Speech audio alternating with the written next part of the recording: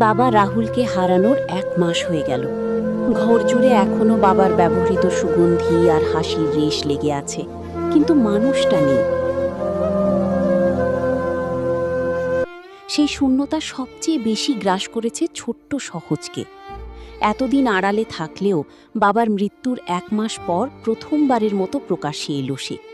কিন্তু সেই ফিরে আসা কোনো আনন্দের বার্তা নিয়ে নয়, বরং এক বুক বিষণ্ণতা নিয়ে।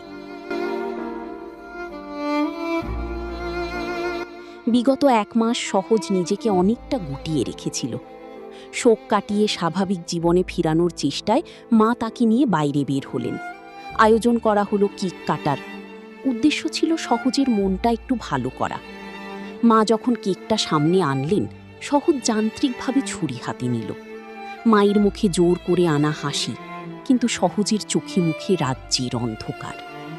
সে সবার অনুরোধে কেক কাটল, মায়ের সাথে হাসি মুখে সেলফিও তুলল।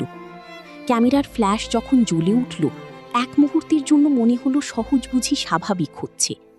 কিন্তু ছবি তোলা শেষ হতেই সেই মিকি হাসি কর্পূরের মতো উড়ে গেল।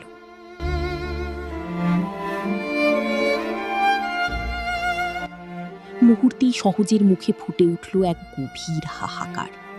লেন্সের আড়ালে লুকিয়ে থাকা জল ছলছল চোখ দুটো যেন চিৎকার করে কাউকে খুঁজছে।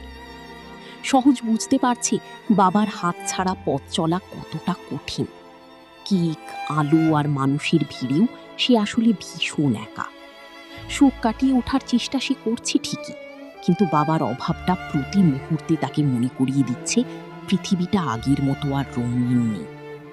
মা পাশে থাকলেও সহজের ছোট্ট মনটা বারবার থমকে যাচ্ছে সেই একটি মানুষের অনুপস্থিতিতে, যাকে সে আর কখনোই বাবা বলে ডাকতে পারবে না।